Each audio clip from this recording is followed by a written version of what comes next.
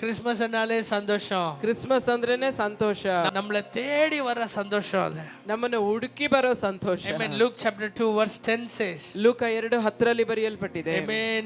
எல்லா மனிதரையும் சந்தோஷப்படுத்துகிற பெரிய சந்தோஷம். ಎಲ್ಲ ಮನುಷ್ಯರಿಗೆ ಸಂತೋಷಪಡಿಸುವಂತ ಮಹಾ ಸಂತೋಷ. Amen. பெரிய சந்தோஷம். ದೊಡ್ಡ ಸಂತೋಷ. Amen. There is a message that has brought a great joy to all people.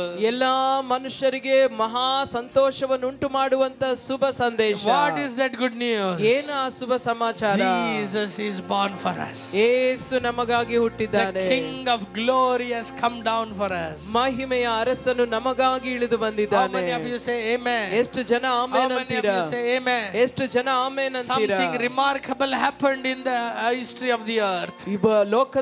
ಲೋಕದ ಇತಿಹಾಸದಲ್ಲಿಯೇ ಒಂದು ಅದ್ಭುತವಾದ ಕಾರ್ಯ ನಡೆಯಿತು. Something happened. ಏನೋ ಒಂದು ನಡೆಯಿತು. No one ever imagined. ಅದನ್ನ ಯಾರು ಕೂಡ ನೆನೆಸಿ ಕೂಡ ನೋಡಿರಲಿಲ್ಲ. No one ever thought of. ಯಾರು ಕೂಡ ಅದನ್ನು ಊಹಿಸಿ ಕೂಡ ನೋಡಿರಲಿಲ್ಲ. Amen. God, the creator of heaven and earth. ಭೂಮಿ ಆಕಾಶಗಳ ಸೃಷ್ಟಿಕರ್ತನು. He came down as a human being. ಆತನು ಮನುಷ್ಯನಾಗಿ ಈ ಲೋಕಕ್ಕೆ ಇಳಿದು ಬಂದನು. The Bible says. ಸತ್ಯವೇದ ಹೇಳ್ತದೆ. When God created man. ದೇವರು ಮನುಷ್ಯನನ್ನು ಉಂಟು ಮಾಡಿದಾಗ. He created him with mud. ಮಣ್ಣಿನಿಂದ ಅವನನ್ನು ಉಂಟು ಮಾಡಿದನು. He took the soil of the earth. ಆತನು ನೆಲದ ಮಣ್ಣನ್ನು ತೆಗೆದುಕೊಂಡನು. And made man.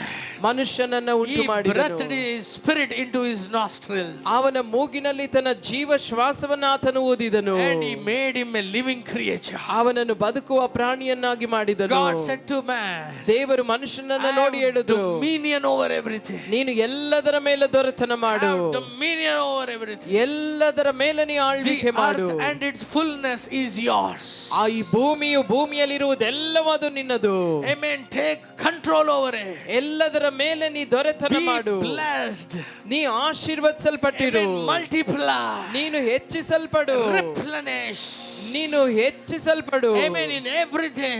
ಎಲ್ಲದರಲ್ಲೂ. Amen. Be blessed. ನೀನು ಆಶೀರ್ವಾದವಾಗಿರು. Hallelujah. Hallelujah. But what happened? ಆದ್ರೆ ನಡೆದದ್ದೇನು? Amen. Every evening. ಪ್ರತಿ ಸಂಜೆಯೂ God would come down to this earth to walk with man. ದೇವರು ಮನುಷ್ಯನೊಂದಿಗೆ ನಡೆದಾಡ್ಲಿಕ್ಕೆ ಈ ಭೂಮಿಗೆ ಇಳಿದು ಬರ್ತಾ ಇದ್ರು. Amen. The love that he had upon man. ಮನುಷ್ಯನ ಮೇಲೆ ಆತನಿಗಿದ್ದಂತ ಒಂದು ಪ್ರೀತಿ made him to come down every evening. ಪ್ರತಿ ಸಂಜೆಯೂ ಆತನು ಮೇಲಿಂದ ಕೆಳಗೆ ಇಳಿದು ಬರುವಂತೆ ಮಾಡ್ತಾ ಇದ್ದ. hold God with walking with man. ದೇವರು ಮನುಷ್ಯನೊಂದಿಗೆ ನಡಿಲಿಕ್ಕೆ ಯಾವುದು ಕೂಡ ತಡೆ ಮಾಡ್ಲಿಕ್ಕೆ ಆಗ್ಲಿಲ್ಲ. Not even Sunday. ಭಾನುವಾರ ಕೂಡ. Every day. ಪ್ರತಿ ದಿನವೂ God fell in love with man. ದೇವರು ಮನುಷ್ಯನ ಪ್ರೀತಿಯಲ್ಲಿ ಬಿದ್ದೋದ್ರು. Every day. ಪ್ರತಿ ದಿನವೂ angels would look God going down. ದೇವದೂತರು ದಿನ ನೋಡ್ತಾ ಇದ್ದಾರೆ ದೇವರು ಹಾಗೆ ಕೆಳಗಿಳಿದು ಬರುವಂತದನ್ನ. angels in heaven would see God joyfully speaking and enjoying the time with man. ಪರಲೋಕದ ದೇವದೂತರೆಲ್ಲ ನೋಡ್ತಾ ಇದ್ರೆ ಮನುಷ್ಯನೊಂದಿಗೆ ದೇವರು ಆನಂದಿಸುತ್ತಾ ಸಂಭಾಷಿಸೋದನ್ನ. I tell you something. ನಾನು ನಿಮಗೊಂದನ್ನು ಹೇಳ್ತೇನೆ. Amen. God became the best partner to man. ದೇವರು ಮನುಷ್ಯನಿಗೆ ಒಳ್ಳೆ ಸಂಗಾತಿಯಾಗಿ ಮಾರ್ಪಟ್ಟನು. That's why he created man in his own image and in his own likeness. ಅದಕ್ಕಾಗಿ ಮನುಷ್ಯನನ್ನು ತನ್ನ ಸ್ವರೂಪದಲ್ಲಿ ತನ್ನ ಹೋಲಿಕೆಯಂತೆಯೇ ಮನುಷ್ಯನನ್ನ ದೇವರು ಉಂಟು ಮಾಡಿದ್ರು. God created every creature. ದೇವರು ಬೇರೆ ಎಲ್ಲ ಸೃಷ್ಟಿಗಳನ್ನು ಸೃಷ್ಟಿ ಮಾಡಿದ್ರು. He made every creature as pairs. ಪ್ರತಿಯೊಂದು ಆ ಒಂದು ಸೃಷ್ಟಿಗಳನ್ನು ಕೂಡ ಜೊತೆ ಜೊತೆಯಾಗಿ ದೇವರು ಉಂಟು ಮಾಡಿದ್ರು. ಜೋಡಿ ಜೋಡಿಯಾಗಿ. ಜೋಡಿ ಜೋಡಿಯಾಗಿ. Amen. Everything looked alike. ಎಲ್ಲವೂ ಒಂದು ನೋಡಿದ್ರೆ ಒಂದೇ ರೀತಿಯಲ್ಲಿ ಇರ್ತಾ ಇದ್ರು. They were of same breed. ಅವೆಲ್ಲವೂ ಒಂದೇ ಜಾತಿದಾಗಿತ್ತು. But when God created man, ಆದ್ರೆ ದೇವರು ಮನುಷ್ಯನನ್ನ ಉಂಟು ಮಾಡಿದಾಗ He created man in his breed. ಆತನು ತನ್ನ ಜಾತಿಯಂತೆ ಮನುಷ್ಯನನ್ನ ಉಂಟು ಮಾಡಿದ್ರು. ಎಷ್ಟು ಜನ ಆಮೆನ್ ಅಂತೀರಾ? In his likeness. ಆತನ ಹೋಲಿಕೆಯಂತೆ. In his way. ಆತನ ರೀತಿಯಲ್ಲಿ. In his style. ಆತನ ಶೈಲಿಯಂತೆಯೇ. In his height. ಆತನ ಒಂದು ಎತ್ತರದಲ್ಲಿ. How many of you say amen? ಎಷ್ಟು ಜನ ಆಮೆನ್ ಅಂತೀರಾ? Hallelujah. Hallelujah. Every evening. ಪ್ರತಿ ಸಂಜೆಯೂ it would be like a celebration. ದೊಡ್ಡ ಒಂದು ಸಂಭ್ರಮವಾಗಿರ್ತಾ ಇತ್ತು ಅವರಿಗೆ.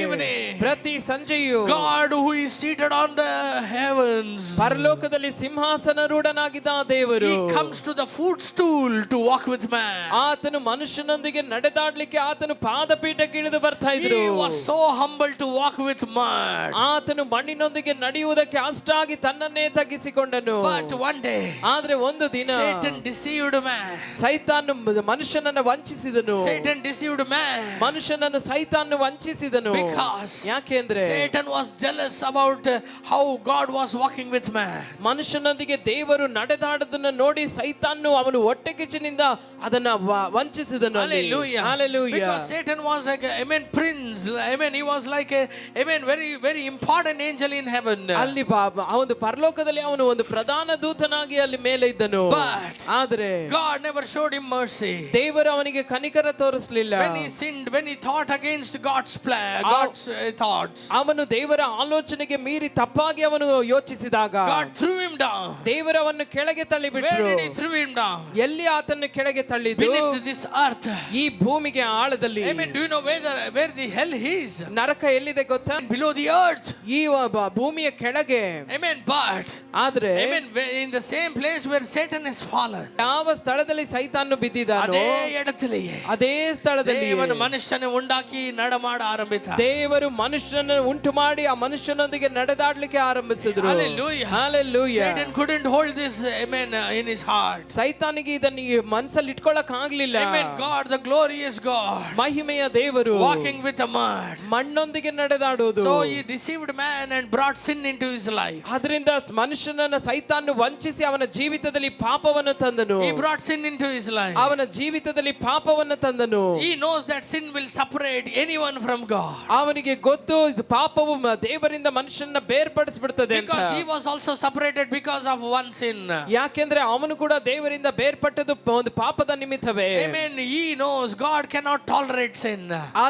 ಅವನಿಗೆ ಗೊತ್ತು ದೇವರು ಪಾಪವನ್ನು ಸಹಿಸೋದಿಲ್ಲ. He cannot tolerate uncleanness. ಆತನು ಅಶುದ್ಧತ್ವವನ್ನು ಸಹಿಸೋದಿಲ್ಲ. That's why ಅದಕ್ಕಾಗಿಯೇ he made his effort to bring sin into man. ಮನುಷ್ಯನಲ್ಲಿ ಆತನು ಪಾಪವನ್ನು ತರುವ ಎಲ್ಲಾ ಪ್ರಯತ್ನಗಳನ್ನು ಮಾಡಿದನು. But what happened? ಆದ್ರೆ man sinned against God. ಮನುಷ್ಯನು ದೇವರಿಗೆ ವಿರುದ್ಧವಾಗಿ ಪಾಪ ಮಾಡಿದ. God came down to meet man. ದೇವರು ಮನುಷ್ಯನನ್ನು ಭೇಟಿಯಾಗಲಿಕ್ಕೆ ಪರಲೋಕದಿಂದ ಇಳಿದು ಬಂದರು. He wanted to rebuild that relationship. ಮತ್ತೆ ಆ ಒಂದು ಸಂಬಂಧವನ್ನ ಮತ್ತೆ ಕಟ್ಟಬೇಕಂತ ದೇವರು ಆಸೆ ಪಟ್ಟರು. I think ನಾನು ನೆನೆಸ್ತೇನೆ if Adam would have asked sorry with all his heart that day, ಆ ದಿನ ಆದಾಮನು ಪೂರ್ಣ ಹೃದಯದಿಂದ ಪಶ್ಚಾತ್ತಾಪ ಪಟ್ಟು ಪಾಪ ಕ್ಷಮಾಪಣೆ ಕೇಳಿದಿದ್ರೆ God would have forgotten and forgiven everything. ದೇವರು ಖಂಡಿತವಾಗಿ ಕ್ಷಮಿಸಿ ಆತ ಎಲ್ಲವನ್ನು ಮರೆತು ಹೋಗ್ತಾ ಇದ್ರು. ಆದ್ರೆ man didn't repent. ಮನುಷ್ಯ ಪಶ್ಚಾತ್ತಾಪ ಪಡಲಿಲ್ಲ. Because of his repentance, ಅವನ ಒಂದು ಪಶ್ಚಾತ್ತಾಪ ಇಲ್ಲದ ಕಾರಣ God had to repent for creating man. ದೇವರು ಮನುಷ್ಯನನ್ನು ಉಂಟು ಮಾಡಿದ್ದಕ್ಕೆ ಪಶ್ಚಾತ್ತಾಪ ಪಟ್ಟರು. Hallelujah. Hallelujah. Hallelujah. Hallelujah. He wanted man to become like God. ಮನುಷ್ಯನು ದೇವರಂತಿರ್ಬೇಕಂತ ದೇವರು ಆಸೆ That's ಪಟ್ಟರು. why he created man in his image. ಅದಕ್ಕಾಗಿಯೇ ತನ್ನ ಹೋಲಿಕೆಯಂತೆ ದೇವರು ಅವನನ್ನ ಸೃಷ್ಟಿ ಮಾಡಿದ್ರು. But when he came to know, ಆದ್ರೆ ಯಾವಾಗ ಅವನಿಗೆ ಗೊತ್ತಾಯ್ತು man cannot become like God, ಮನುಷ್ಯನು ದೇವರಂತ ಆಗ್ಲಿಕ್ಕೆ ಸಾಧ್ಯ ಇಲ್ಲ ಅಂತ, then God decided one thing. ಆಗ ದೇವರು ಒಂದನ್ನ ಆತನು When man cannot become like me, ಯಾವಾಗ ಮನುಷ್ಯ ತನ್ನ ಹಾಗೆ ಮಾರ್ಪಡ್ಲಿಕ್ಕೆ ಆಗಲ್ಲ ಅಂತ ದೇವರಿಗೆ ಗೊತ್ತಾಯ್ತು. God said, I will become like man.